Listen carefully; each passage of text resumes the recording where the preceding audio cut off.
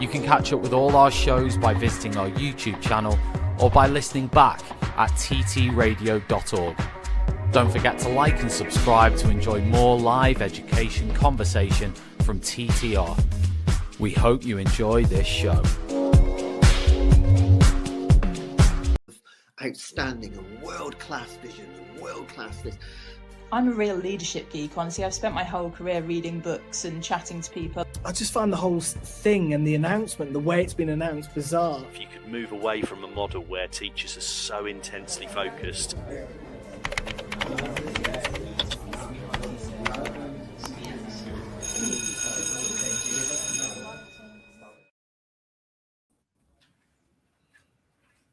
Yo! Hi. That was enthusiastic for a Thursday. It is Thursday evening, and this is a special Thursday evening version of Points of View. So we have 4 panelists this evening, myself, Tom, Rich, and Gulchin, and they will introduce themselves shortly because some of you will not have heard from them yet.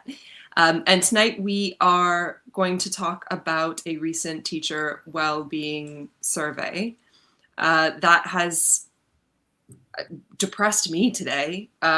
It's quite dire, I would say. 76% of education staff, according to a survey conducted by Education Support, say that they feel stressed at work. 36% are at risk of probable clinical depression. That's an interesting almost diagnosis from a survey, but okay.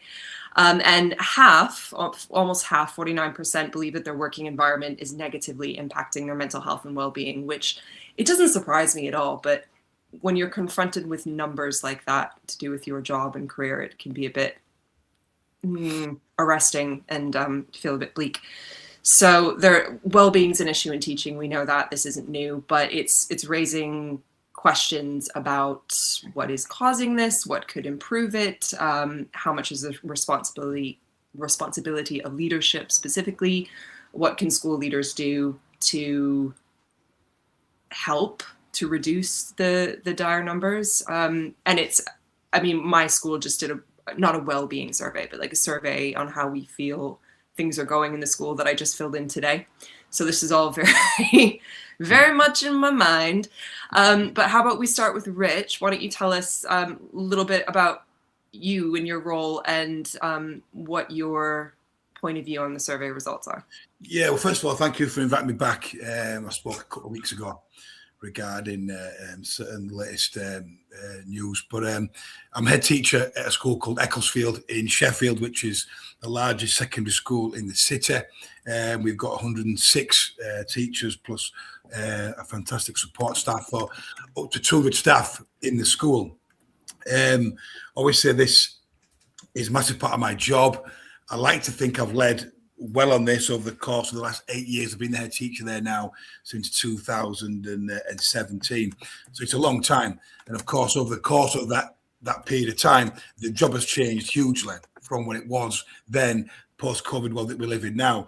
Obviously, in the information that you've just shared with us is harrowing. I also do a lot of work with Sheffield University with the teacher trainers and mentoring X amount of students there, and those stats you've just reeled off are frightening for the profession.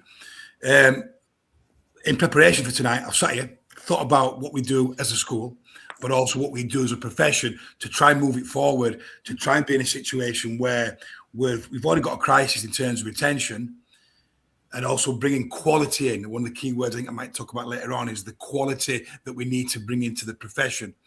But it's how we fix these problems in the short term, but also how we fix these problems in the long term. I've got a list of a raft of things that I think we do, not only as a school, but also as a trust. But it's what sticks. It's what works. And it's not tokenistic. A lot of times you speak to people in our profession and they talk about things they do. It seems to be a little bit tokenistic. It's making sure the things we do in our schools have a long-lasting effect on teacher morale and keep them in the classroom and keep them in the profession. Because also what's terrifying me is people actually leaving the profession, which is a real worry as we move forward. That's basically where I am right now. that was one of the questions on the survey at my school. It said, if you know, first of all, it was how likely are you to leave the school, or are you thinking about leaving or something, scale it out of 5. And then the next question was, if you were to leave the school, would it be to go to another school, or would it be to leave the profession entirely? And it's like, the fact that that's a question, I don't know. Yeah, one of the things that worries me there is the government have thrown money at wages. So we're in a bit of a situation where you've got staff who are working in the profession, they've been highly paid, some would say they've been well paid, but it's them then. They may go to another school and then another school, but a lot of people are staying in the profession who are deeply unhappy because financially they can't afford to go to another profession. They think about the pension, they think about the age that they're at. I mean, and on top of that then is you've got a situation where sickness and long-term sickness goes through the roof because people are trapped in a situation where it's having that, it's that mindset of do they stay or do they go? Now, our school, over the course of the last X amount of years, not many have left the profession. We've got quite a low turnover of staff, which I'm really pleased and really proud to say. The worry about me in talking to other schools is that issue of them leaving the profession. Where do they go? And that's a big move. When I started teaching, it was always that when you became a teacher, that's what you did. Yeah. It's very rare going back to the early 2000s when people left the profession. I know that's changing, but that's the mindset of leaving the profession is a huge thing, and that's a bigger worry because the numbers on that are going through the roof, particularly those within the first 5 years of teaching. Yeah. And the scary thing is that's the button I clicked. I clicked the leaving teaching button. You're carrying me out of school in a body bag unless I'm quitting, unless I'm going to work in a cat cafe, which is basically my house. It's been a day. Gulchin, what's your role in schools and what's your initial response to all this? Yeah, so I'm a co-CEO of the Spring Trust in the local authority of Bromley, London Borough of Bromley. And co is important to say because I think for my well-being, that has really helped because the job of CEO is quite challenging, but to have somebody to work with and share those challenges and when you have sleepless nights, we can both turn to each other. That's been really helpful. So I have been in the profession almost 30 years now, without telling my age.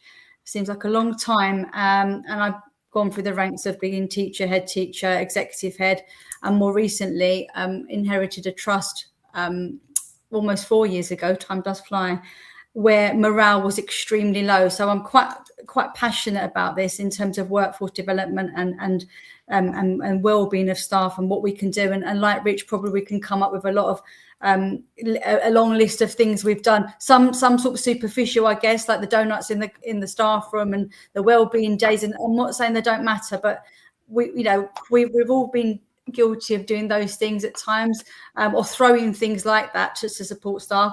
I have been a teacher that fits some of these statistics. I don't share this often, maybe I ought to, but actually I have been that stress teacher. I have been to the doctor for stress, for depression, and I have worked in an environment that probably that 49% Ray you mentioned fits that description for me.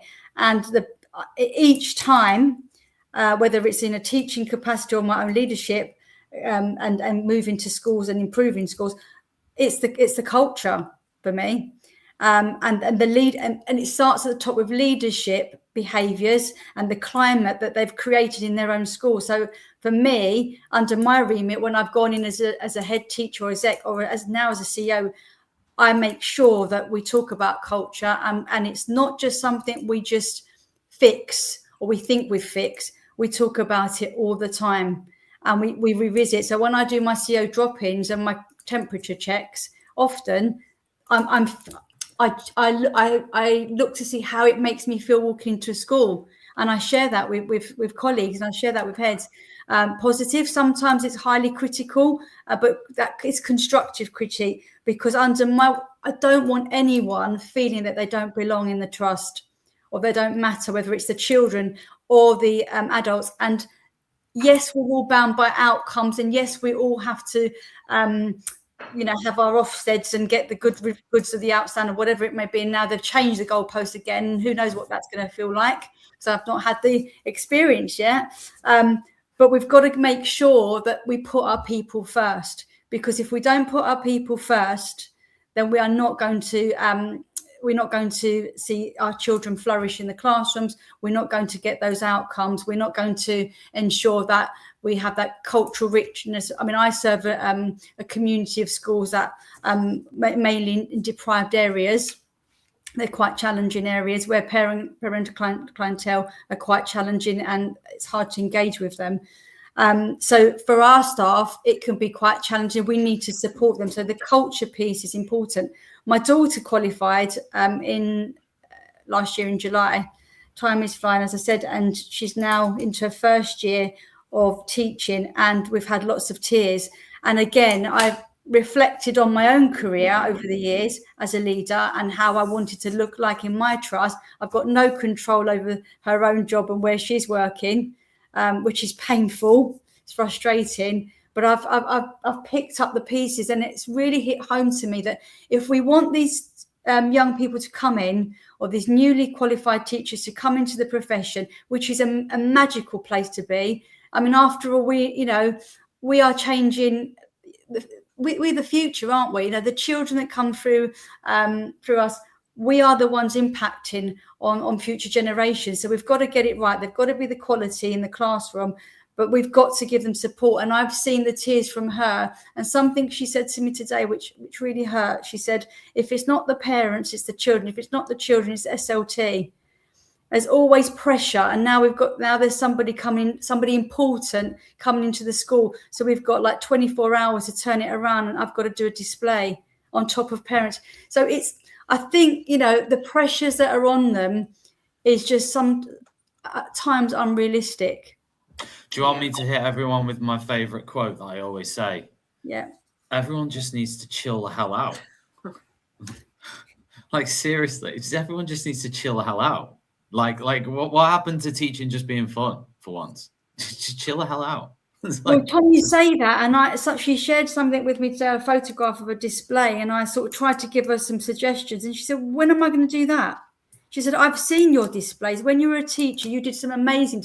You had a TA. You had a fantastic TA that used to do all those things for you. She said, I don't have a TA. I've got one person, and they've got to be Velcro to this child who otherwise will be running around. And so I thought, maybe I'm out of touch. At that point, I felt really out of touch. But, I am her mum after all, so I'm emotionally involved as well. Just to jump in there, just to go back to you talked about culture. So when you walk into these schools, can you put your hand on what that culture is? Can we define what that culture is? Because that's something I talk about in our place all the time. Talk about this is what we do here. So it's people walking into the reception. It's how they are spoken to by people in the front of the school. It's when they're sat there waiting for a meeting, possibly, and there'll be 30 staff walk past, and they'll say to me, every single member of staff will nod, say hello, smile, or make some sort of small connection. Is it the walking around the building? Is it the staff room? So it's sometimes it's very difficult to actually put your hand on what that culture is. But when you've got it, I think you know it, and I've worked in a few schools, and they've all been very, very different. But so could you define what you think that good culture is? Yeah, it starts from the very word go. It starts from going into the car park when you press the buzzer and somebody in the office says, "Can I help you?" And it's the way you're greeted. It's when you walk into the office and there's a smile. Yeah. When you walk through the corridors and everybody looks happy, like they want to be there. Like you say, when you know it, you know it. When you talk to children and they're engaged and they're happy with it, they know where to get support from. They know, they can talk about their learning. They can talk about the staff that they like. When you talk to staff, they know what the vision and values are. I spoke to somebody today. I was at a conference and we were talking about vision and values. I turned to her and she said, "Good point. I don't know what the vision and values are." Yeah. That to me shocked me, because when we do our surveys, we've got like 90+% of the organisation that, you know, we've got 400 members of staff that 90% say they know what we're working towards. And that's one of the things that, you know, when I took this post. Colton, do you think that staff lie in survey results? No, because it's not all good. I'm telling you the good stuff, Tom. You know, I'm not sharing. No, but I'm saying, I wasn't saying it necessarily at you with an at. I was just saying in general that, like, I think that there's this whole thing of like people feeling like they can't like say how they truly feel, or like feel how they truly feel in front of people. I'm not saying that's happening in like in your trust or schools, but I'm saying like it does happen. Like the staff, like, I'm not being funny. If this survey result is saying that like 73% of teachers are thinking about leaving the profession, but then we go to like a survey result in a school or trust and it says 90% of our staff are like really happy with it. I'm not saying that was you, by the way, but I'm saying we go around and say, oh yeah, 70% say this and 8%. Like there's got to be either someone's lying, or like or we recognize how horrible teaching can be as a career right now, but we recognize the good things at our school. Like, this is what I was thinking when I was filling in that survey today. I was like, everything about the system is awful and I hate it and I'm bitter and I'm jaded and I need to get out before I burn out. However, given the options in the situation, I'm happy with the direction my school is going in. I'm really pleased with the decisions my head teacher has made. We are taking the right steps in the right direction, and I don't want to undermine that by being pissy about my school when I'm actually annoyed with the systems and the environment in general. I don't want to take that out on a school that I actually think is going in the right way. So I was really thoughtful about how I answered it and really honest, and trying not to, like, being as honest as I could when you're bitter about a system, but also trying to give credit to the singular institution within that. Yeah. So it's, I wasn't suggesting people in surveys should be like vitriolic and bitter because they're vitriolic and bitter. I was just like almost saying that I do think there's a lot of people who just like are secretly like hating their lives, and that it does make me sad. In that sense, well, they should speak up then. I know you're not making it, but they might not feel like they can speak up. You know what I mean? Yeah, I think Tommy made a great point there. Go back to the point you made about your daughter and that display for 24 hours later. Yeah. I mean, that what the hell? You know, I'm sort of bemused by that a school in 2026 thinks that's the way to go on. But got to that point there, I think one of the key things, the notes I wrote down about well-being, is the open door policy. The fact is that we do surveys all the time. We use an editorial survey, and we use it with all stakeholders, whether it's staff, kids, and parents. And we've got some really good feedback on that, and it's been a big difference to us. And what I'd say to that is, we do it 3 times a year. When we do it, it's really important because I think there's different times of the year you should do it in. We did one before Christmas about 2 years ago. Absolute dead zone to do it. People on the knees. They've had a 15-week term. They're filling that survey in when they're absolutely at the wit's end with the kids, themselves, and life. So there's times of the year to do that survey. But also, what I think the true test of a culture of school as well is that there should be an open door policy, not just to the head teacher or to SLT, but also to middle leaders as well and the line managers. So there's a whole network there. Culture starts at the top. I firmly believe that the culture of any school starts with the head teacher. I believe that. However, it's a trickle-down effect. And I'm going to put into my conversation is about support staff, and the support staff in our school are fundamental to everything we do. And you're going to think, well, it would say that, wouldn't it? But I genuinely mean that. And I think that thing about an open door policy where people can air their grievances. And if I got something huge on a staff survey, I'd be mortified, because I like to think that if they've got an issue, they can bang on my door. I might not always say yes to them, but I'd like to think they can bang on my door and they'll get listened to, they'll get a fair hearing, and we'll come up with a solution, a strategy to deal with the issue. But again, I've been in the job a long time, so it's maybe different. But I think the secret to schools and culture is having that culture of being able to knock on the door and raise an issue or a grievance. But you've obviously empowered them to do that, haven't you? That you've enabled that to happen, and that is good culture. Because like it also in our trust, I could do a school visit and someone will want to speak to me. they'll come to talk to me and tell me things or give me feedback. It could be positive, it could be negative, but they obviously feel that they can come, and that the whole point is that they'll be listened to.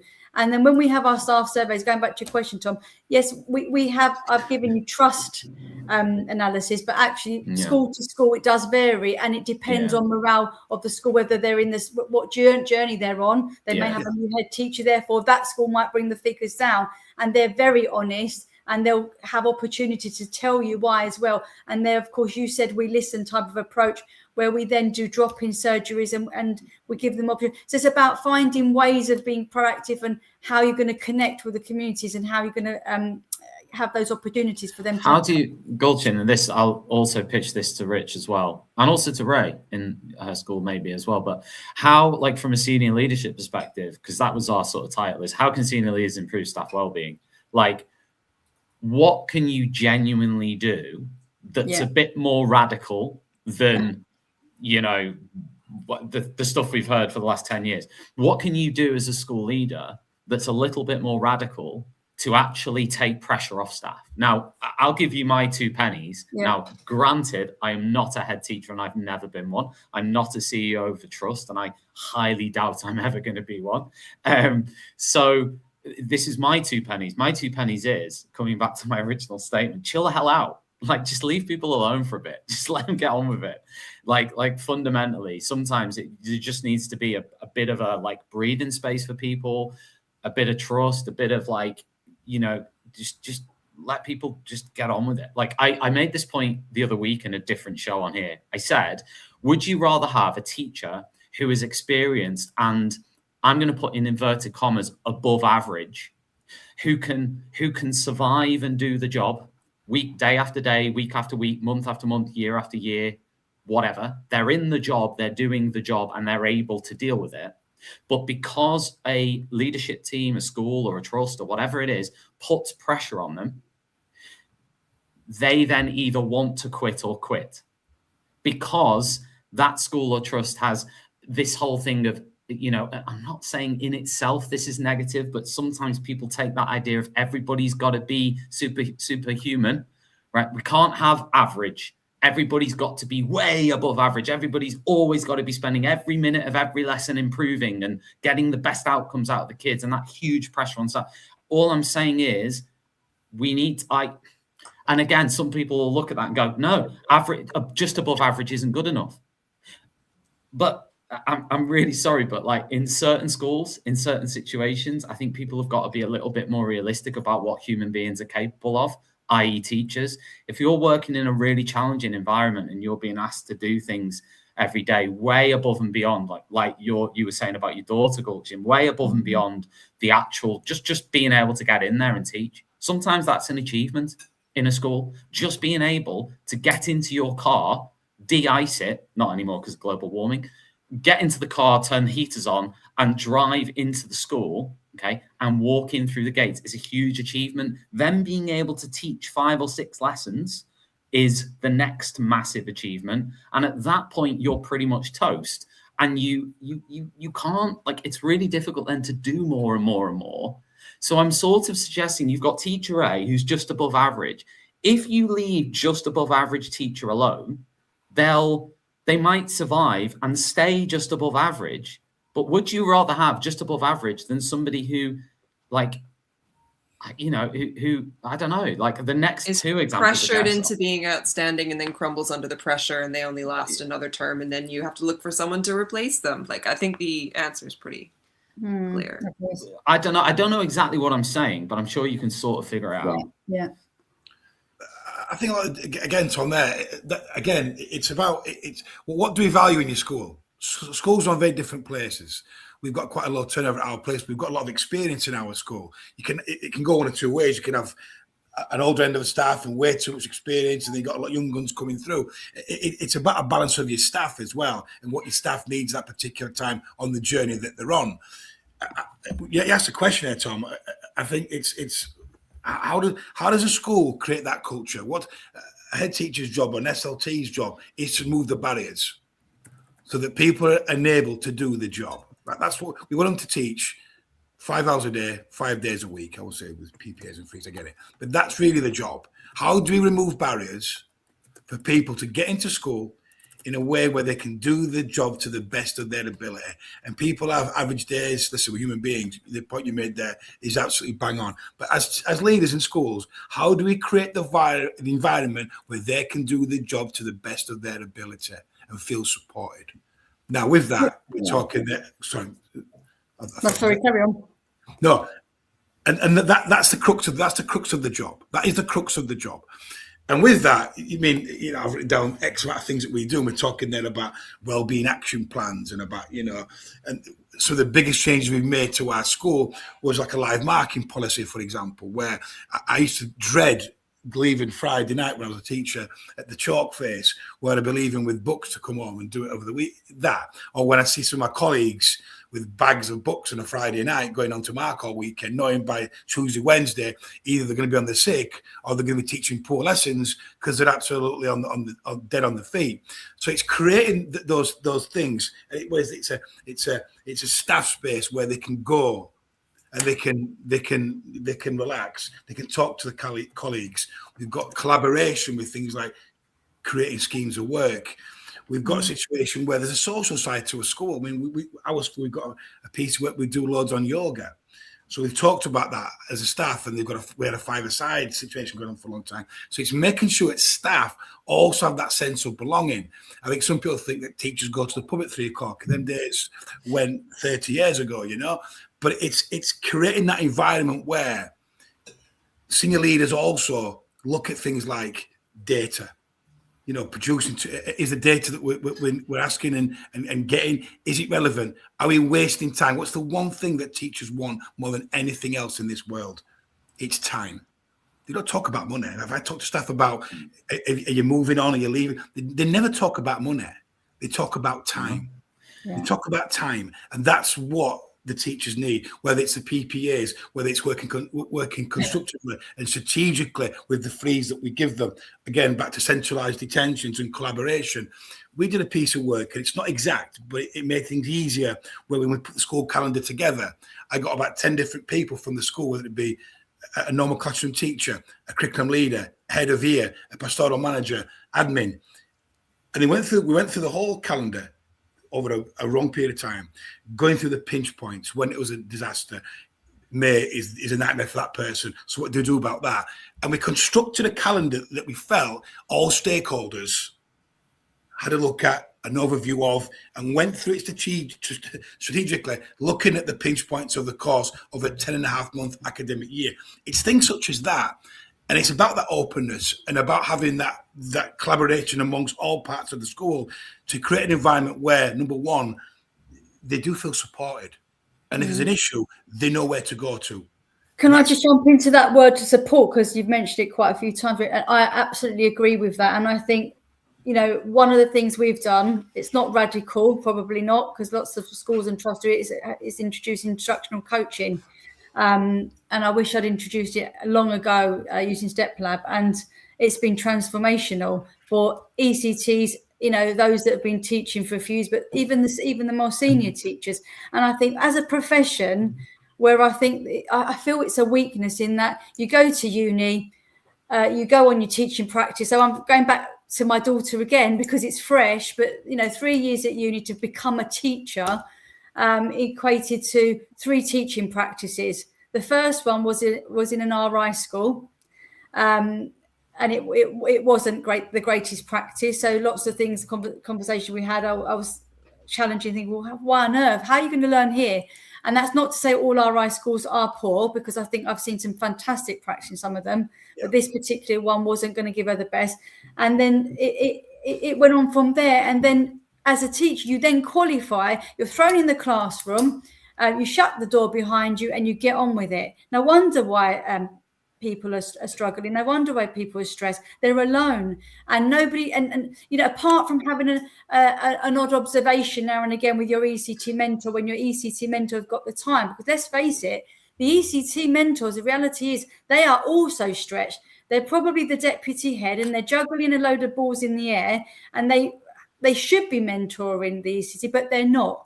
And that's the challenge. So having something like instructional coaching where it's drop-ins, but the coaching sessions are ring fenced, and every member of teaching staff get their session by a coach, and it's that coach and coachee relationship where they focus on things that will be bespoke and personalized to develop the practitioner. I think that gives you a sense of reward, and it's motivational because you can see where you're going, and it's low stakes. It's not beating you up with a stick to tell you you're rubbish and you're not good enough.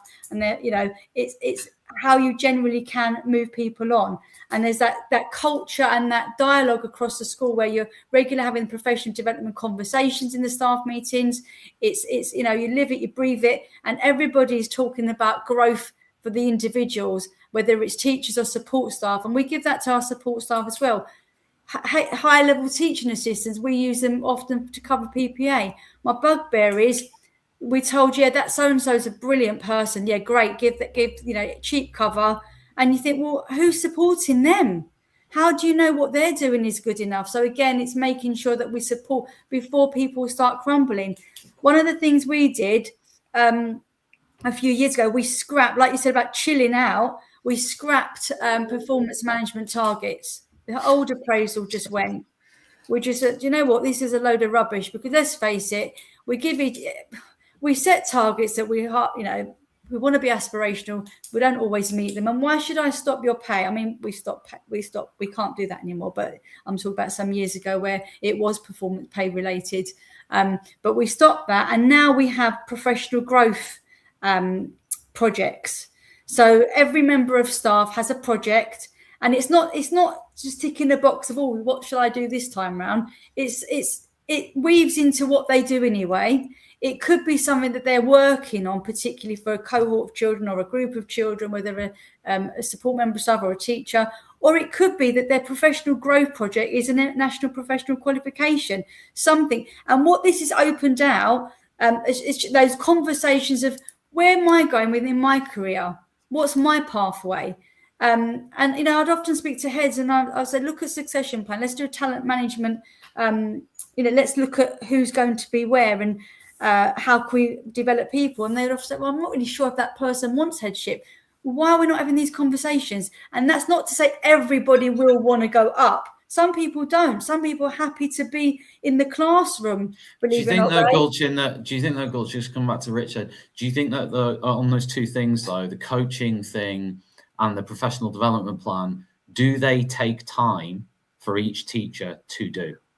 Can I just, sorry, Ray. What do you mean by that, Tom, in terms of taking time? Like, it takes time for the coach. There is that what you mean? Because I just mean time in general, whether it be for the coach or the coachee, or if they've got a professional development plan thing that they have to sort of fill in, or they have to have meetings about, or whatever. It's got to be part and parcel of what they're doing. It's not a bolt-on. It's not an add-on. Right now, you're going to carry out this project so you can share it. It could be that, they're the reading lead for the school, for example, and this is what they're focusing on this year. They're introducing bite-sized training on a weekly basis for support staff, and therefore that was going to be on their action plan anyway as a reading leader, and that's what they share. But they meet their line manager or the person that what they're working with to talk it through, and they sort of review it. And it's again that coaching model. So that's coaching of that professional growth.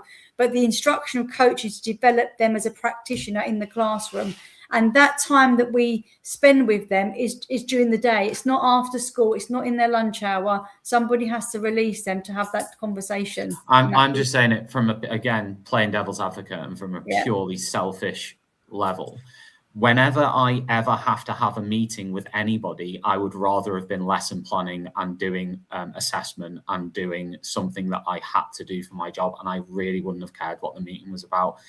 That probably makes me bad, because someone would turn around and say, Tom, you should want to develop yourself by doing, this and this. But, and to be fair, Gulchin, like in my 20s, like I was probably like worked myself to the core of like near like breakdown. Okay. As a teacher and then a head of department. Yeah.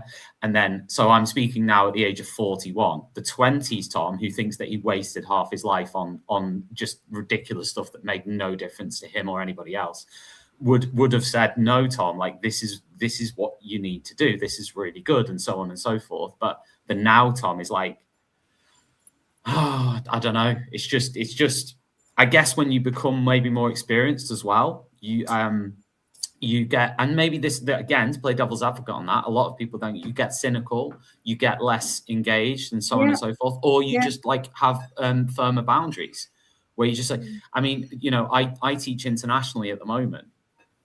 The teachers literally just like, it is in some ways a different world, which is why a lot of teachers go international. That's a reality. People don't want to teach in the UK. They want to go abroad because A, there's no Ofsted, and B, often the culture is just different. You know, the native staff in Spain, they just go home. My brother teaches in France. They just go home. When they finish teaching, they just go home. There's not like any guilt about it. Like, oh, maybe I should stay for 20 minutes to I've experienced it also. Yeah, and they just go. Now those staff, I you know, they lunch. They sit and they eat lunch, and they like, it's like, okay, it's like the next lesson. Now, you know, it's not like the really rushed and pressure cooker sort of environment where I'd be driving into work in my 20s sometimes and fantasizing that I was a refuse collector. There's nothing wrong with being a refuse collector, but I'd be driving in the dark at 6:55, 6:45 a.m. and I'd look at refuse collectors and I would fantasize about their lives because I was going, I was thinking about what they were doing. I wish I was doing that. And I was someone who loved teaching. I loved being in the classroom. Is that something about our society, though, Tom? Because you talk about international teaching, and I've experienced it because I've, you know, worked abroad as well a little bit, and I've seen that. And what is it about this country then that our teachers feel like they've got to work their socks off and work themselves to the ground? What is it then? Pressure from the schools, league tables, Ofsted. Parental this pressure, weird culture of fear that has arisen from absolutely everything.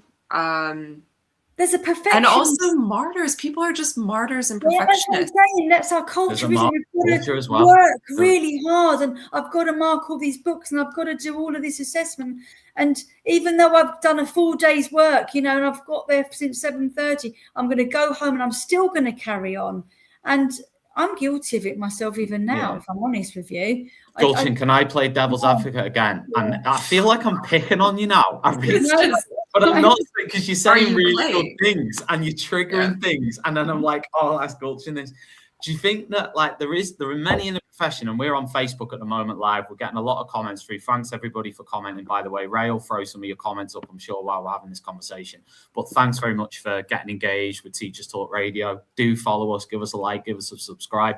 Big shout out to our supporters and sponsors tonight, Hachette Learning and AQA. If you haven't heard of Hachette Learning, head over to their website. They're publishers of professional development books and resources for schools and teachers around the world. They're amazing. All right, check out their books, CPD, everything you could possibly imagine, even the topics that we're talking about tonight. And of course, AQA, you must have heard of AQA, but as we come into exam season, you need to check out AQA for all the support they can give you as a teacher if you're feeling a little bit, oh my God, exam season's coming up. And, you know, I've got 6 weeks until the first exam, as I am with my GCSE history kids. Then maybe you could head over to AQA and they might be able to help you out in some capacity. So there are two supporters on the show tonight. And thanks, everybody, for the comments. Gulchin, I was just going to make the comment. We'll come back to Beata's comment in a minute. But I wanted to say, like, there's a lot in the profession now who are going, and I hate to pick on your position as a co-CEO here. But I'm just reflecting the views that are out there on Facebook that we see coming into us from. They're saying CEOs are out of touch. They don't know what's going on for us in the school, in the classroom. The differential between CEO pay and me as teaching assistant or teacher is way too broad and too big. The systems become too too much of the sort of, I mean, there's a lot out there who'd say the trust roles have increased around teachers, if that makes sense. Like you've got like so many different roles now that are often on double the money of the head of department. You know, you've got like I'm subject lead for English for my trust. They're on all the money that the head of department's on in a school where the school's got 1,400 kids in, and they're like absolutely working the socks off, and they're getting all the accountability pressure on them as well, going, your results as a department are lower than these other departments. Yeah. And the trust leads visiting that school and whatever, and they might be doing a bit of teaching, don't get me wrong, and they're trying to, it's not a personal attack on the trust leads for subjects, by the way, not at all, but those roles didn't used to exist. So loads of roles like this are now coming in. And I wondered what your view, as a co-CEO, what's your view on that? Do you, like, you probably see some of the positives of it as well, but there's a lot of negativity out there about that. I've got to be careful what I say because we're live and I don't want to be misquoted, but I hear what you're saying, and to certainly there are some things I agree with, but I can only talk about my experience, Tom, and I'm a co-CEO for small trust, small primary trust of 5 schools. I do it all. So we're really hands-on. So we go into each school every 3 weeks, the schools get a visit and we sit with children, we sit with staff, we go into, I don't always go into lessons because, again, I'm mindful of, like, do you know what? I'm not going to go into teachers' lessons for the sake of it, because although we must, it's only me, it's me. No, but you're the co-CEO and that's pressure.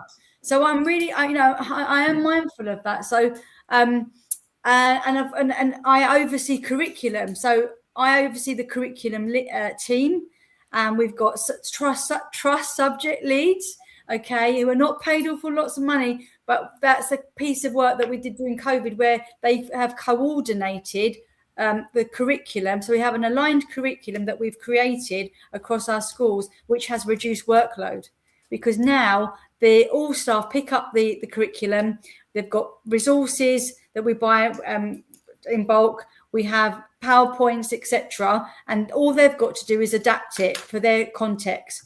And I've been told at the beginning, there was like, we're losing autonomy here. Where's our agency? But actually, a lot of people have commented how that has really changed their life, because that's reduced the workload.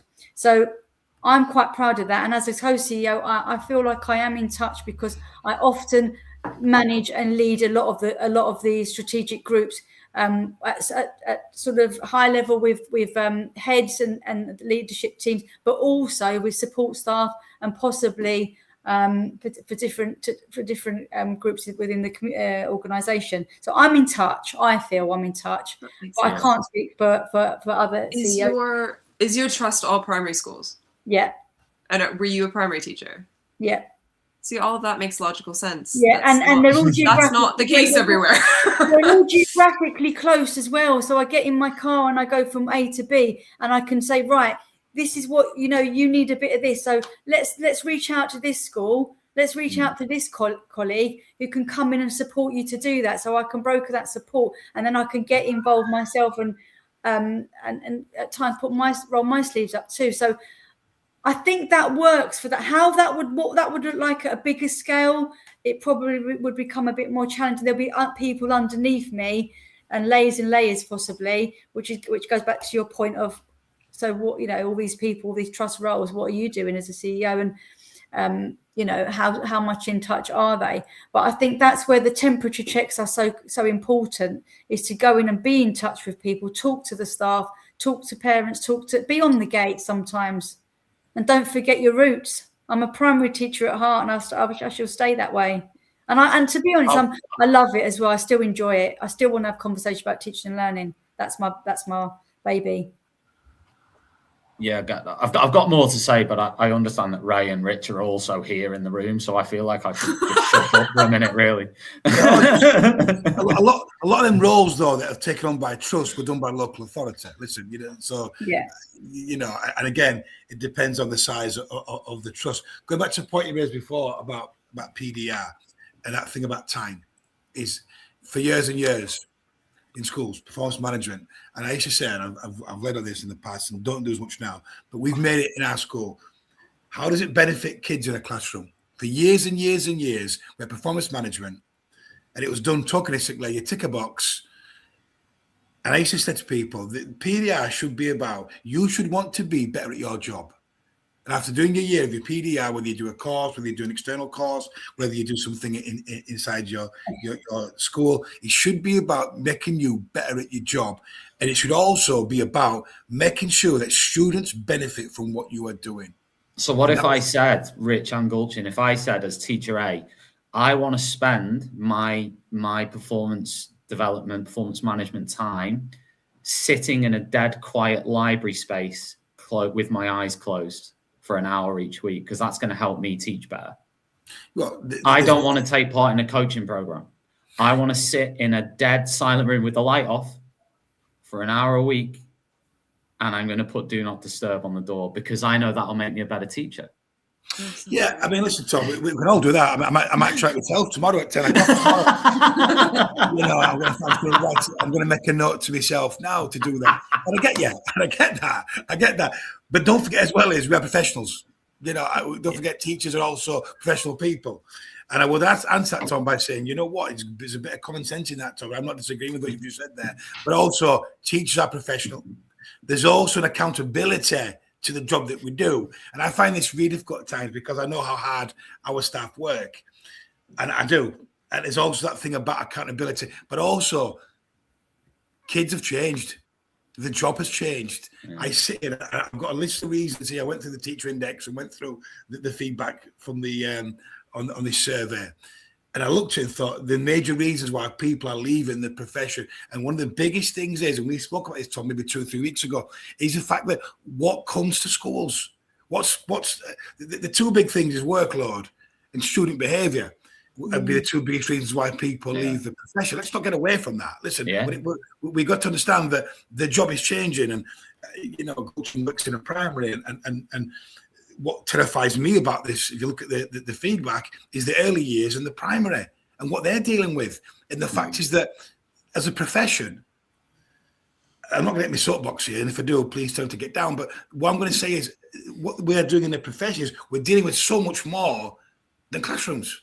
We're dealing with all the stuff that come into school on a Monday morning at 8:30 that make our job very difficult. And if I'm an English teacher, I'm going to try and concentrate on nouns and verbs, but I can't concentrate on that because this morning at 8:40 in my form, I had 3 kids who did this, and this. Or their parents emailed me about this, and this. I've been sat here now, I've had 2 emails now in the last 20 minutes about something I'm going to have to deal with tomorrow morning at first thing. That's the job, I get it. But the point we're making, it's not the job, Rich. How do you make that sustainable though for you? How's that sustainable for you as a school leader?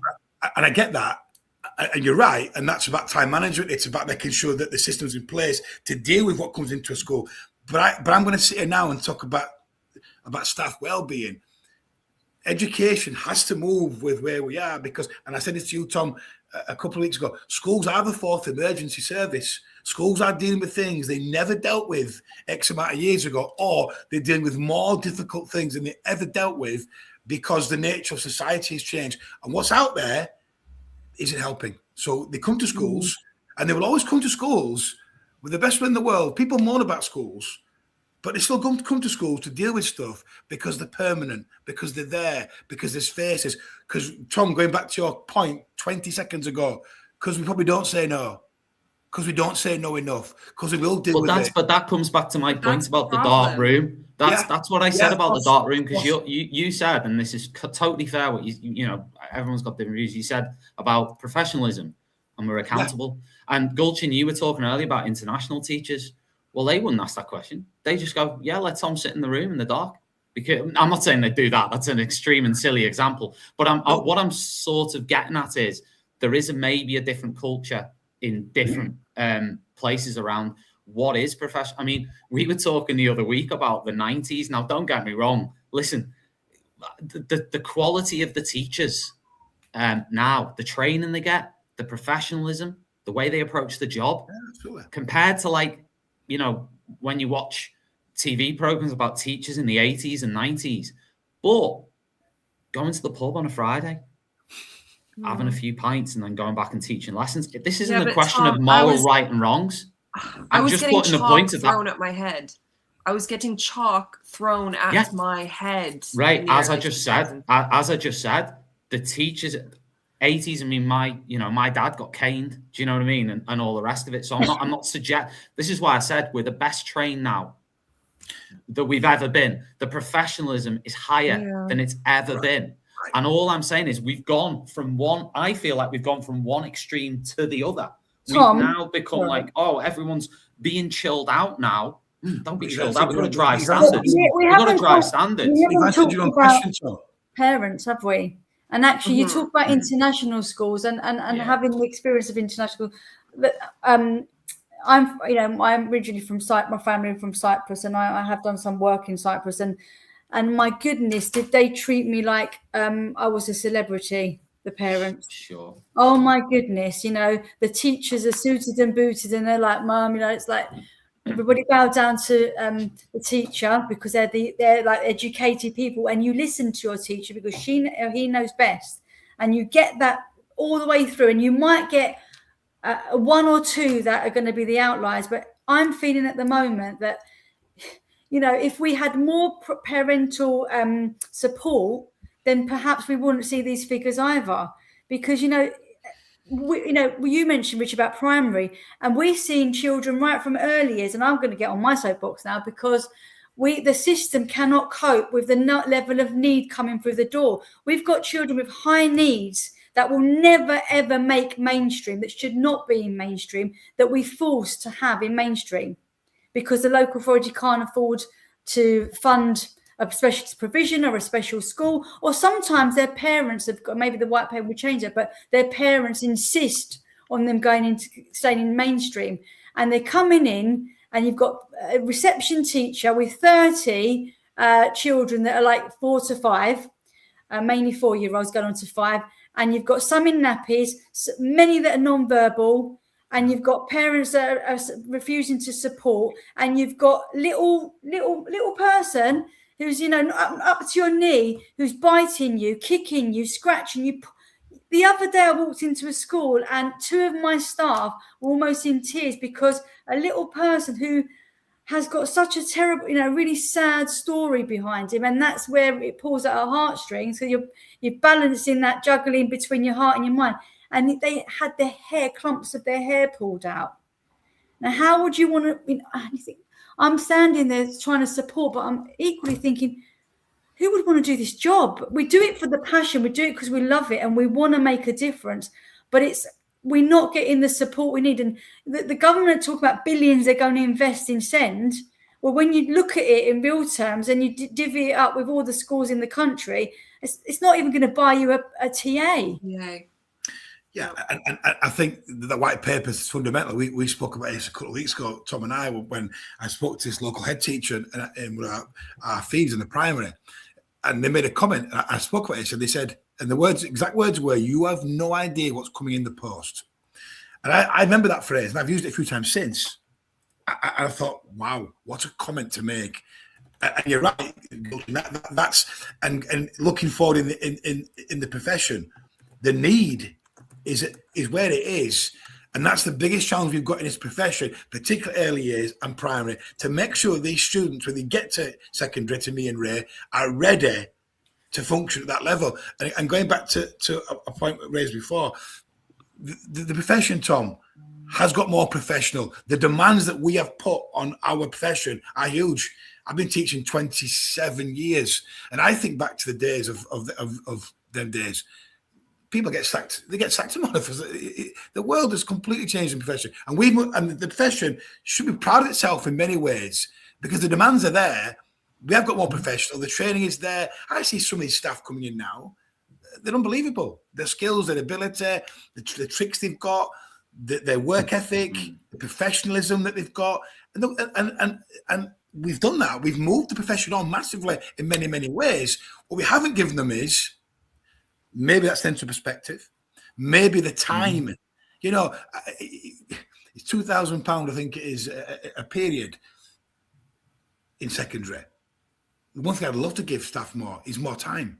But then again, as soon as I go to my business manager, I mention that, they turn green because the money isn't there. So you're right. So money is something that continually crops up in these conversations all the time. But again, going back to what you said they got to before, and you, Tom, about abroad, as a profession, education gets slated, but I still think fundamentally it's valued at the heart of society. I still feel that, and people still want to be teachers. When they get into it, maybe they don't in that first 4 or 5 years. If they get past that first 3, 4, 5 years, they're in. But the danger is we're losing more and more people within that first 2 or 3 years who are coming out of the profession. That is also terrifying as well. But I think, Tom, in answer to that question you've raised there, I think I have to say, the job is still the best job in the world if you are determined to make it that way. If I'm wrong, tell me I'm wrong. And I get all the examples we've used tonight.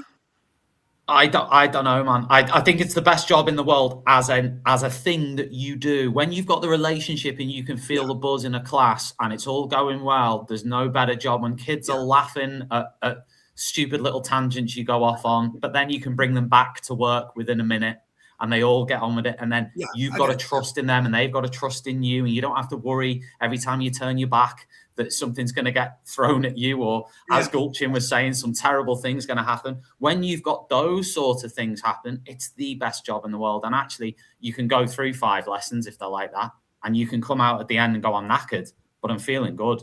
It's beautiful. But the reality is, can you do that as a full-time member of staff, as a classroom teacher in the UK? In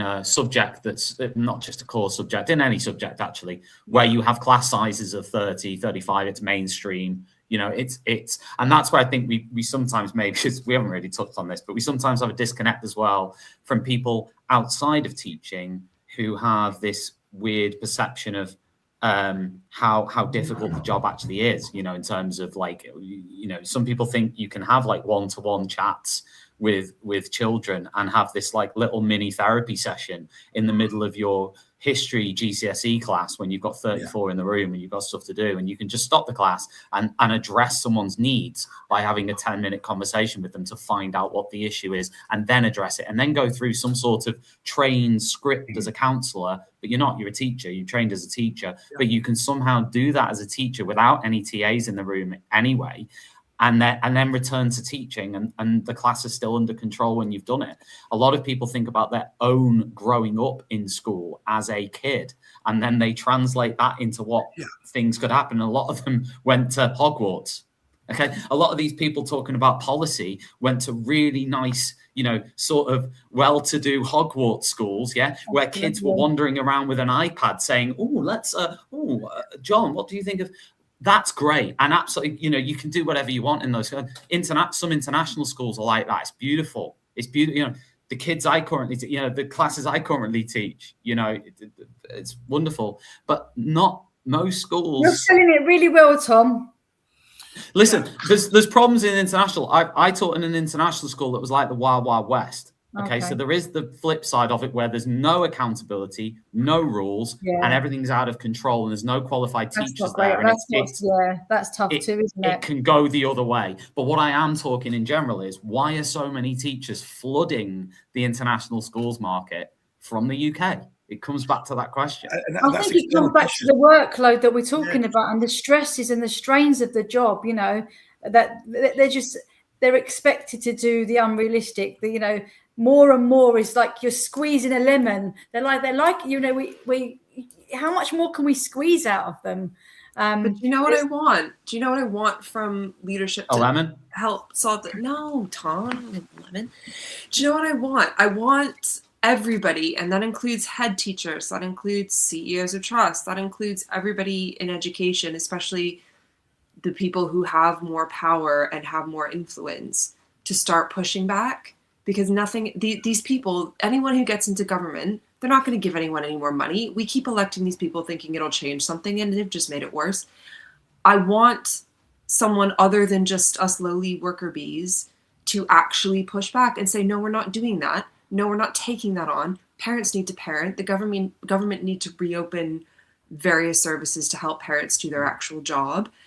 We're not taking on this responsibility. No, we can't do X, Y, or Z because we have no money. Like, why is it up to the teachers on the ground to try and get a strike when half of them are too busy being martyrs and sacrificing their personal lives for the career, for the children? They won't, teachers don't strike as much as they should, and it doesn't matter. It shouldn't be up to us. The people above us should be pushing back rather than shoveling stuff downhill. That's what I want to see. I'm just going to come in on that because, sorry, guys. Hi, JP. Sorry, welcome. I'm a 22-year veteran union rep, and I'm seeing more union activity because it's exactly that, Ray. I don't think we get a support enough from below and every direction, and I'm seeing a lot more. From my point of view, a lot less people when I was younger, needed union representation.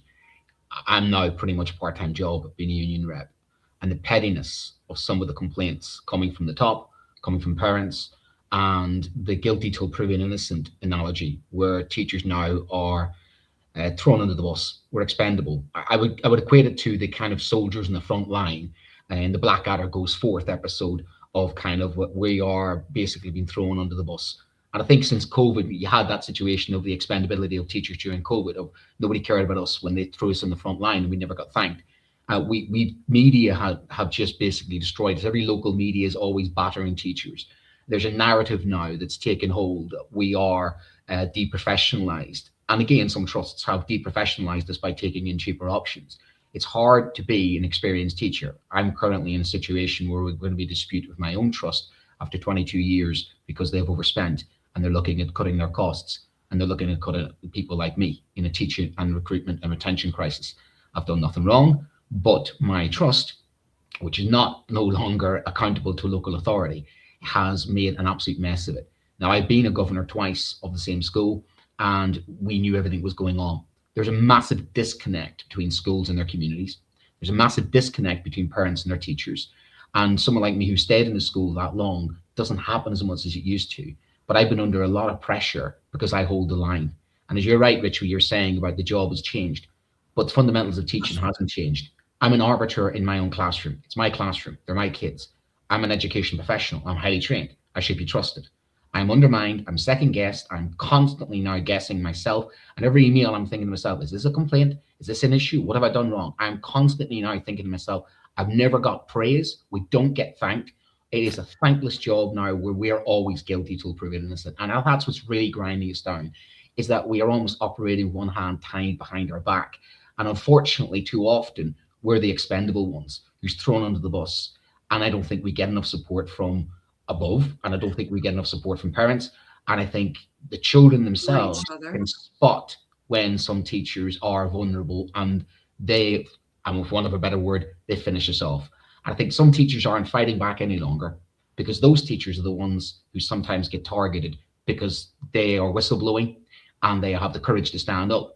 And there have been many instances as a union rep where I can see that a more veteran teacher with a bit less to lose has spoken up, has just disappeared because you're not playing by the rules any longer. And that's sad to hear that. That's really sad to hear that. It was what we said at the beginning, wasn't it, about culture and those sorts of behaviours that take place in any school, organisation or trust, and it's visual to everybody to see. That says a lot, and that's messaging. So I would be, I know that's concerning. JP, can I ask you a question there, JP? Have you been in the same school for a long time, or is this 22 years? 22 right. So years. I'm saying to you, right. So and again, it sounds a terrible story, and it sounds to me, JP, as though your race has been run in that school or trust or whatever, and it's time for you to move. And that's no, Rich. That's my school. That's my community. They'll move before I move. Right. And that's the understand. I'm going to fight for that community. I've taught 2 generations of kids. Yeah. And that's the difference. You see, I'm from a community of fighters myself. So and I think people have just the kids that I'm invested in, I care about. That community that I'm invested in, working class community, I care about. I put down roots. And I think this is our problem now, is that we don't have enough people willing to say, that's my school, that's my community, that's who we are. That's the culture we're fighting for. And I think what's happening is people like me, and I'm quite a resilient individual, get targeted when we hold that line and say, no, this is our school. And I think many schools have lost their identity, their culture, they've lost their heritage, they've lost all that. And what's replaced it is a soulless uniform and a corporate sort of nonsense. And then teachers who have the courage and the moral fiber to stand up and say, this is our school, this is our community, find themselves out the door. And that's really a hollowing out of our profession and a disconnection to our What community. you blame it on, JP? You blame it on the trust, or you blame it on the profession as a whole? You blame it on outside accountability, or you blame it on weak government legislation? What you blaming that on? I blame it on Michael Gove. I blame it on the Conservative government. I blame it on 14 years of austerity. I blame it on the idea of bringing business into education, which is no business in education. I know there are good multi-academy trusts. We Chalk, the Chalk Trust, and I've checked your trust, Gilson, and you have a small trust, but some multi-academy trusts are absolutely disgraceful. They ran budgets, they nepotism, free schools. We do not have consistency across our education system. We've just got massive inconsistency.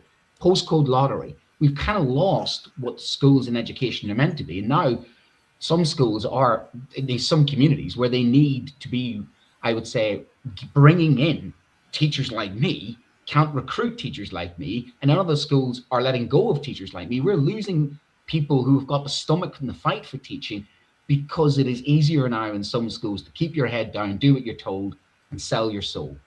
And that's where we're losing now. We're losing the essence of a teacher. A teacher should be a pillar of a community. A teacher should be somebody that the local community goes, that's the teacher of our local school. We need that connection to the people we're educating. And that's a little bit what I said before, JP, about schools being the centre of a community. Yeah. And more good schools, more and more sit right at the centre of that community. And that fundamentally is what schools must serve that purpose. Schools must serve that purpose. I can't speak on behalf of other trusts, but I think, yes, times are hard for us. We are a small trust and, money's tight. But at the same time, we have never, we've not pushed out any experienced teacher or any senior teacher because they're expensive. And we have a lot of UPS 3s in our schools. Yeah. But we value them because we think they're dealing with the most challenging context, challenging circumstances. So you've got to pay, it's quality, isn't it? You want quality, you've got to pay for it. It's not to say that younger teachers coming through are not quality. You've got the novice and you've got the master approach. But if you want, you need to retain your best. So I can't speak on your experience, and that's horrible to hear that, JP. But certainly, I think not all trusts are bad. I will be an advocate. I think. No, I agree. And I think we had some local authorities that were crap at their job too. Yeah. And they were in deficits. I agree with that, actually. And they never challenged their schools. They never held anybody to account. I heard of something today where a local a maintained school is $500,000 deficit. And they're about to go into a trust, and that trust will have to inherit their debt, and the local authority is not willing to write it off. Now, I think, well, how on earth did the local authority allow a debt of that amount? I can't have that debt. I wouldn't be going concern if I had, if I was in deficit. So I think there's pros and cons, and I think there are trust leaders that are earning an awful lot of money and are milking the system. Heard of something this week on Schools Week, didn't we? I don't know if you saw that article where, $500,000 deficit and they were driving Teslas. I can honestly say the only thing I'm claiming is if I get on a train now and again somewhere far.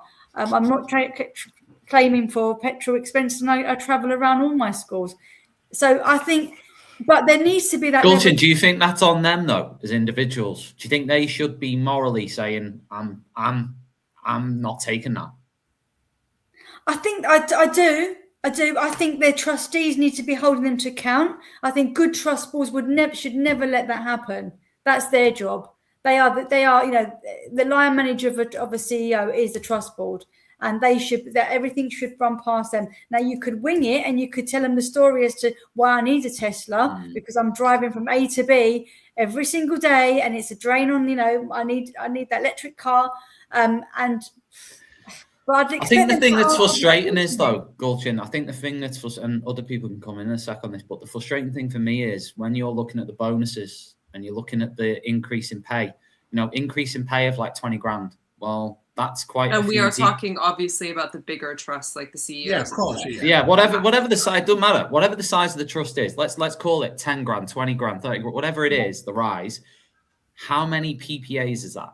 That's all I think about in my head. I go, how many extra hours, individual hours, is that for a teacher in a school in X trust? That's all I see it as. Now, I actually agree with you, Gulchin. I don't think it's Like, I'm not like inherently sort of like set in a position of anti a particular school structure. Like, I'm not like anti academies, anti trusts, anti LAs. I don't really have a set piece there. What I do see though is like what you've just said, and I think that's absolutely scandalous. I think it's scandalous that the sort of bottom earner in a trust can, as say like a TA or support member of staff, could be on like 23,000 or something, and the CEO is on 500,000. I think that differential for me is just the gap is way too big. I agree. We can't lose sight of that differential between the highest earner and the lowest earner. There's always got to be that, I think, but for trustees to just bear that in mind.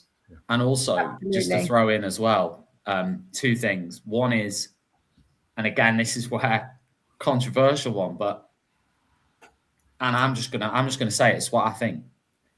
I think the toughest job in education today is the full-time classroom teacher. That's who I think has the toughest job in the whole of education, is the full-time classroom teacher in a mainstream school. I know there'll be many who disagree with that. Tom, and the sad thing about that point there, Tom, is that's the bread and butter. That's what we all came into the job for. You know, I think about listen, I was 10 years at Chalk Face, and you're right. And the sad thing about this job is that it's a fair point, and people like myself, head teachers of a school, it's making sure that we don't lose. We've got a conversation for 10 minutes about trusts and CEOs and that kind of thing. This conversation going back is about them teachers in a classroom, the bread and butter, 5 hours a day, 5 days a week, whether it's early years, primary or secondary. How do we support them teachers in doing their job forget what we've talked about? How do we support them people? Them heroes are going in classrooms every single day to do their job to the best of their ability. Thanks, Rich. Removing barriers. And I'm glad you that's the crux of this conversation. And that's where, Rich, for me, just talking about Teachers Talk Radio for a minute, you've got Ray to the right of me, wherever she is. You know, full-time classroom teacher. You've got JB, full-time classroom teacher. A lot of our hosts are full-time classroom teachers. Absolutely. And that's not an accident. That's something I don't think that's the hardest job in the school. The hardest that's job fine. in school That's fine, Ray. You can't disagree with that. No, but wait for it. Is the teacher who appears to be a full-time classroom teacher because they actually teach a full timetable except for 2 free periods a week, during which time they are expected to be a head of year. That is the hardest job in the school. Or other TLR. Correct. I'm going to say something controversial. Nope, head of year will always win. I'm going to say something. Head of year's worse. I have a lot of sympathy for good head teachers like Rich, because as much as we're getting it from above, you're getting it from above, you're getting it from parents, you're getting it from staff, you're getting it from kids, and it must be difficult because sometimes you go in as a teacher and now you're manager, you PR, you know, as you said, you how many emails have you checked now? And you're 24/7, and I do sometimes. I sit down with my head teacher and ask him, "Are you okay?" And he's looking at me going, "No, it's my job to ask you." And no, actually, you're a human being too. And again, I'm always empathetic towards people in different situations, and people need to sometimes. That's the thing. We need to appreciate the difficulties of people's different jobs, and sometimes thank them for the job they do, because some of us do the thankless jobs. And it is a thankless job to be a head teacher. And equally, you know, it's a tough gig when you're JP, can I just tell you as well, Rich can talk for himself in a second, but Rich is like a head teacher. I think there's like, how many kids are in your school, Rich? About 1,800 in our school. About 1,800 in Sheffield. All right. And Rich is, listen, I said this to him last time. I was looking at him laughing, going, how are you still standing, mate? How are you here? But Gulchin, one of the things I wanted to ask you was, as a co-CEO, how would you protect someone like Rich? So let's say you've got your 5 schools now. We've got a complaint crisis. Yeah. There's like, Rich has just said he's got 2 emails while I've been going on a rant. He's already had 2 complaints while I've just been like... Walking through now. Well, that's the beauty of a trust, because we have the COO who picks up on that. We've got our procedures and our policies, and something that JP was saying about having the teachers back earlier. I absolutely have. We have the teachers back. Like we have, if we have malicious allegations that come our way, if they're safeguarding, we know they're vexatious, but we've got to follow them through because the child's voice is important and they could be telling the truth. But often it could be a pattern from a particular family. And we have made sure that the member of staff has felt supported throughout the whole journey, and they haven't felt that, you're not guilty until proven kind of thing. And that is important. What I do for my heads, and I'm very much a kind of a leader that, right, we're going for a coffee. We're not going to the pub, Tom. We're going to our local tea room in Chislehurst. I'm like, let's go and have our coffee together. And they're like, what, out of school? Like, yes, we are going now. And I go and buy them a coffee, and they just, right, talk to me. And it's like, we don't have to talk about work, just how are you feeling? And I find the males sometimes are a bit more like, oh, don't want to talk about me. I don't want to talk about emotions. But actually, we have underneath that, they also are people, and I find that you need to kind of tune in. I've got my male heads that I know exactly how they all work now, and I've built really good. It's about knowing them really well. So building the relationships and knowing what each one needs. All of them have executive coaching and supervision. Okay, and that's all our senior leaders and our exec team, because we say about, the teachers in the classroom has got the hardest job. Yes, but the higher up you go, the lonelier it is, the more you're juggling, the more you're held accountable for. If I don't cut it with the outcomes, I'll be gone in September. Do you think there's a pressure? Do you think there's a pressure? Sorry, Rich. Go on. Go, Rich. Go, Rich. No, I'm just saying, I've got a CEO who I've known for many years, and she's really good, and she looks after me, and she's someone who backs her teachers. Listen, I've been in that job for 8 years. Our school is a school that is very much a working class. It's in Sheffield, it's a great city. But as a school, I've been head teacher for 8 years. It makes a big difference. I don't know about your school, JP, and the turnover, but it makes a massive difference when there's a trust. Very low. A trust in the head, or a trust in the community, and they know how you work, they know how you think. And you made a point about teaching two generations. I've been at school 16 years, and with that comes a trust. So you know who they are. You know the community, you know what makes them tick, you know what makes them boys tick, it makes them females tick. You've got the connections with the sixth form colleges or the apprenticeships and the local companies and industries. So you've got all that. And I think you're right, Gulch, to go back to that. Listen, we haven't talked enough about this tonight, and time is going to probably beat us. But the key word is relationships. We can talk. We could talk about 20 different subjects about education, but this whole job comes down to that one word: relationships, and that's all it is really. And I'm going to say this before we finish, because I want to get through to JP and to Ray and to Coach and to you, Tom. Someone like me doing the job that I do, if I become cynical, I might as well stop now. And I had this conversation yesterday with a member of staff who was about this, Rich. What about? I said, listen, we've got to see the good in people, because if we don't see the good in people like me, especially as a head teacher, put me on a pedestal. I'm not. But what I'm saying is, if I don't see the good in people, then I might as well stop now, because I've lost. And I think going back to the point you made, JP, before when you were telling your story that made me feel quite upset, it's that. It's making sure that it's that positive mindset. It's getting good people around you. It's getting the staff in your school and the staff around your table who also have the same perspective and have that same mentality of what they're in the job for, and not being cynical and seeing the best in kids, in difficult parents, in parents per se. And I'm going to hold on to that. And I've got 25 different things down here that I think we do for well-being of staff that we didn't get to. And I still believe it's about collaboration. It's about sharing the best practice. It's about supervision and mentoring and investing in people and investing in the right people, whether it's them that's been teaching 12 years. Because I have this big worry about those that have been teaching between 5 and say 10 years who've got in the profession. They've got a feet under the table. They dare quite leave because on a decent screw, they've got a decent bit of cash, a decent job and a pension. How do we keep investing in there? How do we keep that 10-year teacher spirited? How do we keep them positive, learning, adjusting?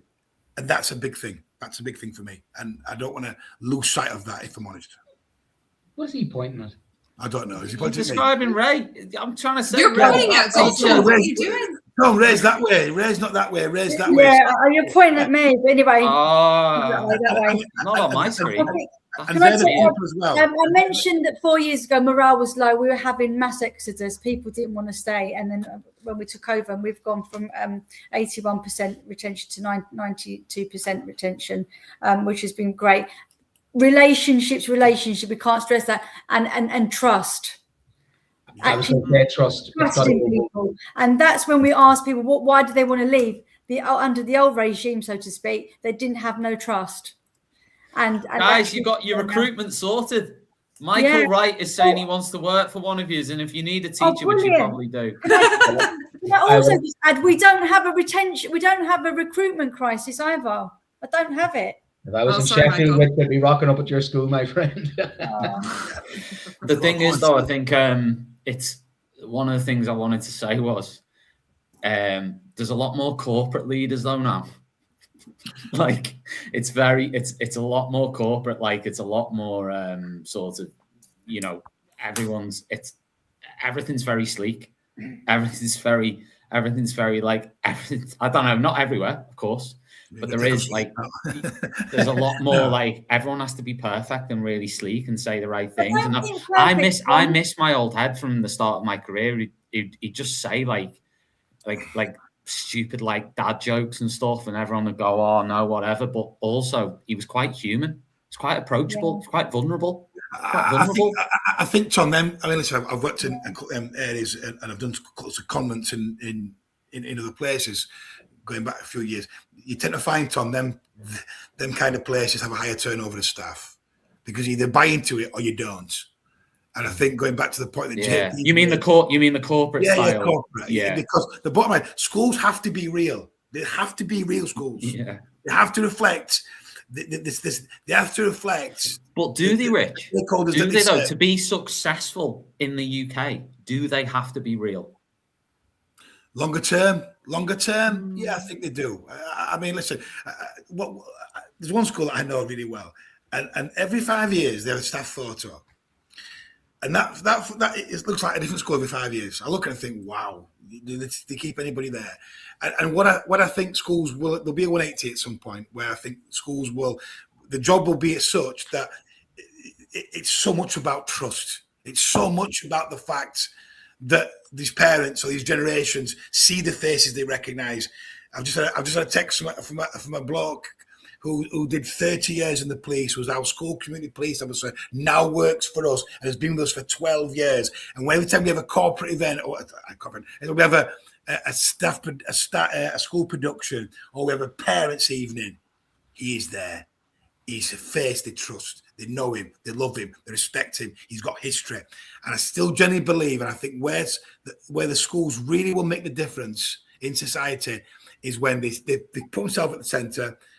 They know their customers. They know their clientele. They work with the feeder schools, and then schools put themselves front and centre of that community.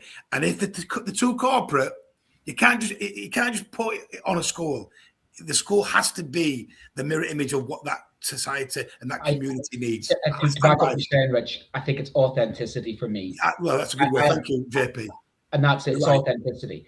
Because there's a lot of corporate speak and a lot of BS about, at this corporation, we do this. It's like Omni consumer products from RoboCop, you know, ding, ding, ding. At this academy, you will be the best, you know, like Starship Troopers, rah. And you're thinking, what a load of absolute nonsense. Because in practice, do they do live marking? You know, get back to that. How many PPAs will I get? Practice what you flipping well preach. If you say you're cared for, and that's the disconnect between, they know what to say, you know, oh, you will care for us. And you read those adverts and go, you will be rest here. And you go, you have to believe and buy into it, don't you? You have to say, if I'm here, I buy into it. And if you buy into corporate and you're a corporate person and you're okay with that, you don't want to do any planning, you want to become basically a person that does what you're told and walk out the door at 3:15, and you find a school that you can work there, and that's what you want to go into teaching. But that's not why I wanted to teach. I went into teaching because, like those old adverts you used to put on television, go make a difference. Always love that. Go make a difference. Go make it. You know, you go be that teacher, like the Mr. Keats and my captain, sir. And we're all driven to go into teaching to be Mr. Keats. Right. I want to hear from right. I want to hear. No, do you know why? Do you know why I just rolled my eyes? You can't read it. Oh, Captain, my captain. Oh no! In Walt Whitman's handwriting. God! Thank you. Yes, I am the worst English teacher of all time. Yes, that is decent. We want to be that guy or that girl or that person, and yet what's getting in the way now is sometimes utter nonsense. And you know it's not real. It's fake. It's all branded. It's all superficial, and you scratch beneath the surface, and it's hollow. And for me, what used to be was the authenticity of that community type school, which lived for the community, worked for the community, was connected to the community, was accountable to the community. And I do like the old system in that sense, because the councillors were elected. Nobody elects people who are in charge of businesses. I don't like our system at the moment, because there are some trusts who are accountable and there are some trusts that aren't. And I think DFE have to really give their head a wobble, because under them, Ofsted has run roughshod. We've just got so many inconsistencies in our education. And there are islands and oases and pockets of brilliance, pockets of brilliant trust, pockets of brilliant schools, pockets of brilliant head teachers. You know, see, like the people tonight, absolutely. But then there are some places, it's absolutely horrible. But what's being done about that? It seems that they get away with that. And yet your teachers on the ground, you know, they make a wrong comment slightly to a child, and that's it, their career's over. And that, for me, a sense of injustice and unfairness always ranks on me. And I just think our whole profession is riddled with massive inconsistencies and unfairness. And if you know about kids, one of the things that winds kids up at the most is a sense of injustice and unfairness. And it's now actually, ironically, what's winding a lot of staff up. So we don't Gulchin, do you want to come in? Because this is probably going to be your next window for about half an hour now. JP is here to come in. So come in with something. I did have something on mine, but it's completely gone. Talking about trust. I mean, we don't want to go off on a tangent here. We talk about well-being, but as he said, JP talks about trust. I think with the white paper, we're going to see more and more smaller trusts being gobbled up, to be honest with you, and it's going to become unsustainable. That the big ones out there are going, and that's my worry. Is that a bad thing, Gulchin? Yeah. Like being gobbled up by the bigger ones. Yeah. I think for me personally, in our trust, where we're small and we're agile and we work in like a family, a community, schools in the same locality, collaboration is one of our values, equity is one of our values, and ambition for our disadvantaged children. I think I think there is a danger that we would lose that possibly, and I think with a bigger trust that's got a name for themselves, because the and let's face it, most of the big CEOs out there are white male. If I'm going to be honest, I see all the time the same type of people. You don't see many ethnic minority female CEOs like myself. And I think we're going to see more and more of that. And nobody's I worry about the scrutiny or the lack of scrutiny sometimes. Who is scrutinising to check that they are using their funds sufficiently, and you know, and doing all the things that a trust in the real sense should be doing. As long as they're hitting their targets, as long as they've got some money, lots of money in the bank, nobody's really scrutinising. And you've got someone like the ESFA who will come down really heavy on a small trust like us, who, you know, who do absolutely everything we can to use every bit of funding that comes our way for the best of the children. And yet we're really scrutinised heavily. And that's injustice from my perspective. But that's for another show. And I think, we just said about, because we'll come to the end soon, but just to sort of, I wanted to touch on behaviour. A little bit, and I wanted to touch on accountability a little bit as well around that. And we've talked about student behaviours. Let's sort of talk about the white paper and SEND as well, and so on. We haven't got time to go into that maybe as much. I just want to talk generally about behaviour in schools and what's going on, because that does show up in the surveys really highly. And our question today is, how can school leaders improve staff wellbeing? So behaviour-wise, I mean, for me, it's a head teacher who will back you up when it matters. That's for me a huge one. If I know that I think you said it earlier, JP, if I know that my senior leaders / head teacher, in fact, just the head teacher, because I think that person is at the top of that tree. If I know the head teacher will have my back in situations when it matters, and won't go into hiding, won't be uncontactable on email, won't be on an office with do not disturb on it, won't be suddenly nowhere to be found. I don't know. Yeah. Tom, can I just put on that? Tom, it happens, Rich. I swear down, it happens, mate. I've been there and it happens. Yeah. I've been there and it happens. I was on the BBC talk of the week. You saw on BBC of the week. I talked about exclusions. And that's how we met. And I was on the BBC and I said, listen, the exclusions are needed. There's got to be lines in the sand. And I stand by this. I was a head of year for many years. I became a deputy head, a pastoral, I've worked in Bruce. I've done work with local authorities on getting kids back in schools after being Permex. But I stand by this now. You have to have lines in the sand. And I've seen how schools work. I've seen how our schools have changed over the course of the last few years. And 100%, head teachers have to lead on behaviour. They have to make tough decisions. They have to deal with kids, and staff need to know. And listen, I'm here now, and I'm here to be shot at. I've worked with my staff for many years, and they'll probably tell you this. And if I'm honest about it, am I sat in front of a computer much? No. Am I walking on corridors? Yeah, I like to think I am, because I'm not very good on the computer, but I'm pretty good at walking around talking to kids. Head teachers must lead on behaviour. They must do. They must set the standard. And you're right, Tom. Teachers teaching kids 5 hours a day, 5 days a week, they need to know that if a kid gets it wrong, they're going to be dealt with. And people like me, are we worried about us coming in? 100%. Because at the end of the day, if our school goes into a situation, it's me walking down the road with his rucksack because I've been sacked. However, the bottom line is it needs head teachers and CEOs, and I work for the CEO who will back 100%. There has to sometimes be permexes, there has to be exclusions, there has to be isolation, because if there's not, we're excluding the included, because there's kids in them classrooms who get one shot. Kids get one shot. That's all they get, right? And it's not about staff wasting 20 minutes on one kid and 29 are sat there twiddling their thumbs thinking, I wish that kid had shut his mouth. And that's so important, because, and this is the same 25 years ago, but it's the same in 30 years' time, going further ahead, backwards and forwards. Behaviour is the biggest issue, apart from the SEND need in schools right now, because teachers have the right to teach and pupils have the right to learn. And I talk about that all the time to my kids, about that being sacrosanct. Teachers have the right to teach and pupils have the right to learn. And whatever we need to do to protect that is what schools have to do, and heads have to lead on that. They have to. Yeah, sorry. Yeah, sorry. Can I Gulchin, JP, let Gulchin go first. Yeah. Go on.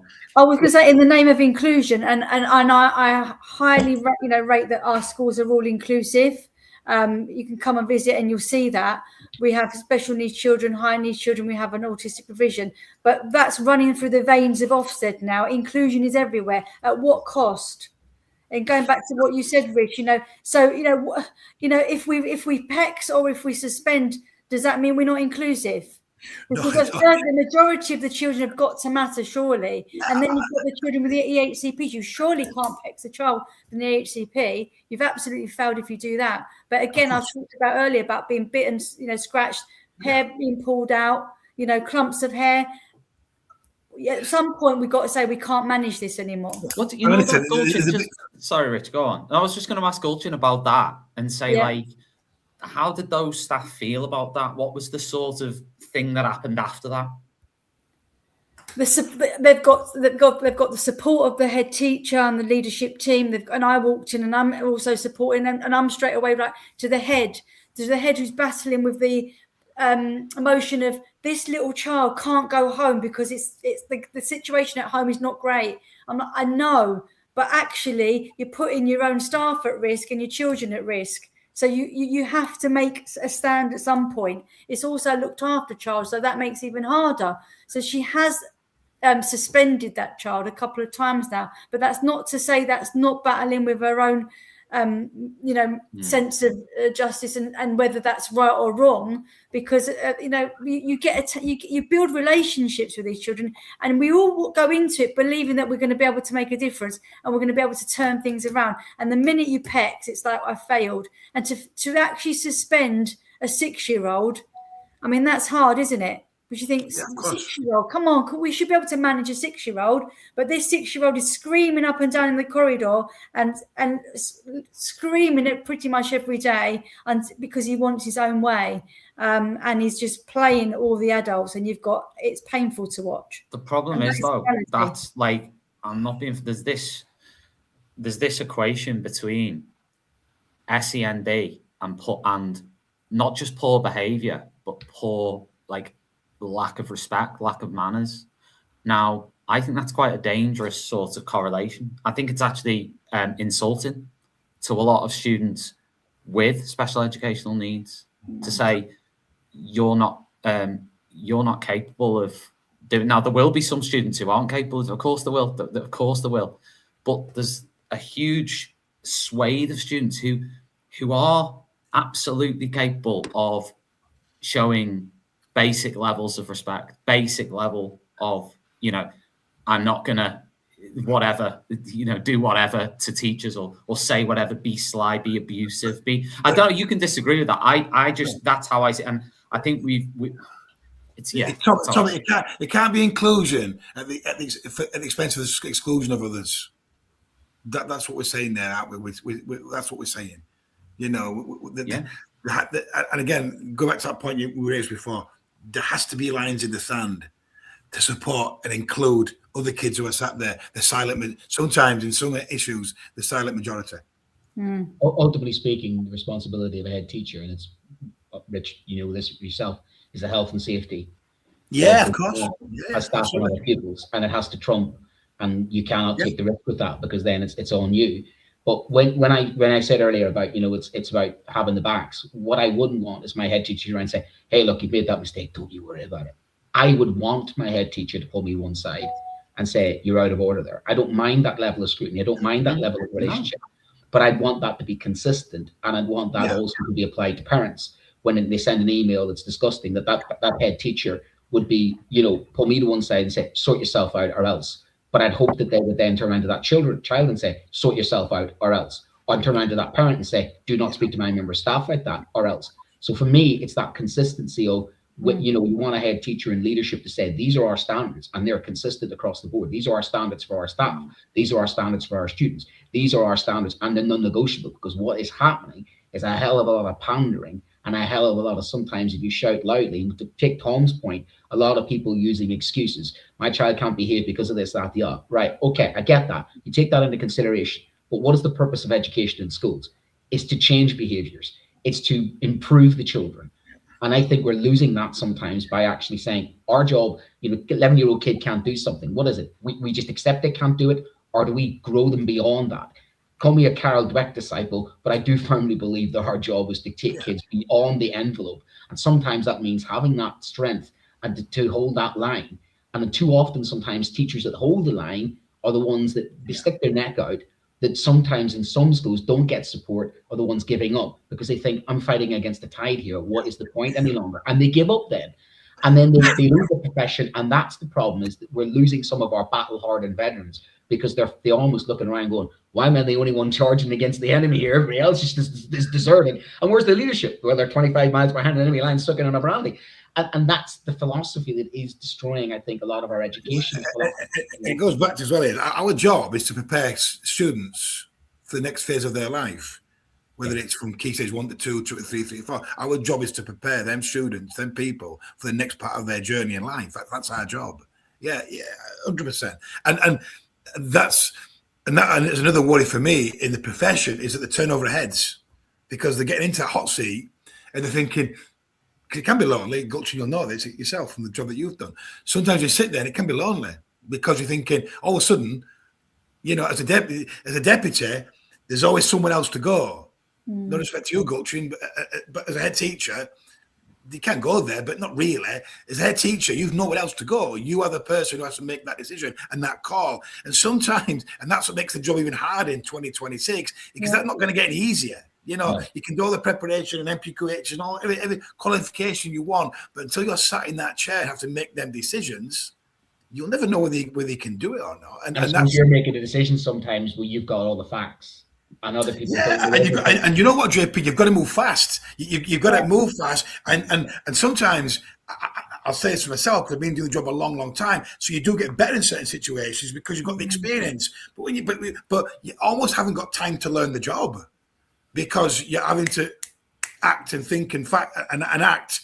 And staff expect that of you as well, though, Rich, don't they? Your staff do expect you, because the buck stops with you. They will expect you to be able to think on your feet and make that decision. Yeah. But I like what you were saying, Rich, about leading on behaviour. I believe you when you say that. There's some people who say that. I don't believe them. I go, you wouldn't say boo to a goose. you wouldn't. Oh, listen. And I'm sorry. I'll just say that there is, and it's that they're not. They wouldn't say boo to a goose. They can talk all they want, say, yeah, I'm lead on behaviour, and I'm always there. And listen, you can have as many policies and posters as you want. If you're not willing to get into a corridor, and when a kid in front of you insults a member of staff, if you're not willing to call them out on that, if you're not willing to do something about it, you fundamentally, it doesn't matter what policies, charts, posters, suits, or anything else you have, you can't. That's not leading on behaviour. That's not leading on behaviour. Tom, I would say when it comes to recruitment, that's one thing that you can't learn that. No, you can't learn it. It's like a good teacher. You know, you either have it or you don't. You can learn. An old head teacher of mine said, "You go towards danger. You go towards the danger as a lead." I like that when he said this. You go towards the danger. You don't run away. You don't go, "Oh my God!" And you can't. I agree with you. That's not a. Some people disagree with me and say that's a learned behaviour, but I think it's partly a personality thing. Have you got the drive? Have you got the guts? Have you got the in there to go, no, I'm going to fight this out. I'm going in there. And you know what? It might not go well. And I might look like an idiot at the end of this. But at the end of the day, it's my job. It's what I need to do to stick up for whoever that is and do it. And a lot of that goes back to if Rich makes a mistake. If he makes a mistake now, he's in the same situation as us. So are there heads who aren't doing that because they haven't been supported? So there's a cascading effect down there, isn't it? There's an element of, and of course, the Ruth situation, Ruth Perry, how she was expediently thrown under the bus, and how heads have not been supported, even by their communities as well. So there's the same cascading thing happens where the heads are not willing to challenge behaviour, then the staff aren't willing to challenge behaviour, but maybe the head is able to challenge behaviour, but at the back of their mind, they're thinking, if I challenge this behaviour, this is going to generate negative headlines. This is going to get me into trouble. The board's going to have a go at me, and it's my job at risk. So I do think sometimes it is that aspect of how they don't feel supported. So then it filters down into Dalton, do you want to come in? You were going to come in. Yeah, I'm just thinking back to when I was a head. I made headlines. I was on a news shopper, BBC wanted to come and speak to us. I was on Orpington Gossip. I was called a dictator, all sorts by the parents. They were vile and they were really racist as well. It didn't stop me because it's just the way I am. I think I've got this sense of injustice, and no, under my watch, this is a deprived community. I am going to take it to outstanding. You are going to get the best you deserve. And by the end, people were like, this is like a private school. We had a swimming pool, we had an outdoor provision, we had musical garden, we had a Celtic hut. I spent my money on the children, and they got we gave them the really good time. We chilled, Tom. We had good chilling time as well. Don't believe you. I do. I don't believe anyone. I don't trust anyone. Am I Stone Cold Steve Austin? DTA, don't trust anybody. It doesn't matter what anybody says anymore to me. It's like, I want to go and work there. I want to work there for a couple of weeks. I'll let you know. I'll answer on a postcard. Listen, guys, we've run out of time. We've had, it's been a great discussion. We'll have to, listen, we'll have another one of these. Of course we will. I'm sure this topic's not going to go away, is it? Anytime soon, but it's been great. Just before we go, just to give a shout out to Hachette Learning and AQA, our two sponsors on the show tonight. Thank you very much to them for supporting what we do and supporting teachers and Teacher Voice. Thank you, Hachette Learning and AQA, for doing that. Massive thanks, Gulchin, Rich, JP, Ray. Join us, as always, on Teachers Talk Radio for more of this, more conversations about teaching, more conversations that matter about teaching. We're actually on now. Seema's on at the moment on another live. So if you want more, just head over to YouTube and jump on the other show. If you can't get enough, go over there. But yeah, we've got shows every day. So thank you everybody who's tuned in, especially everybody who's made a comment as well on Facebook and YouTube and so on. Don't forget to like and subscribe. This will be out as a podcast too. And thank you very much, everybody who's here. Thank you. And good night. Bye. Bye. Outstanding, a world-class vision, a world-class this. I'm a real leadership geek, honestly. I've spent my whole career reading books and chatting to people. I just find the whole thing and the announcement, the way it's been announced, bizarre.